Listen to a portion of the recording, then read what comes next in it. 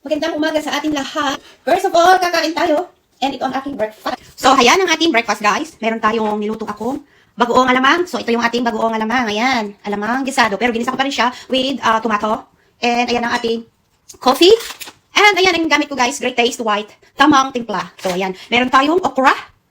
May dalawa akong sausage, chocolata. At meron tayong pechay. Ayan ang ating sardines. And ito ang ating rice. Kain tayo, guys. Kain tayo. Ang sarap.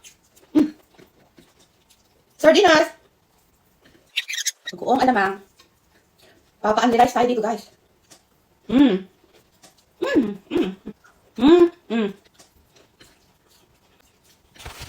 Sardines.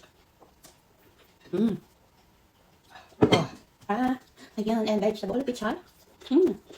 So yummy. Pagpapipiliin ako, guys, lechon o ito ang pipiliin ko. Oo.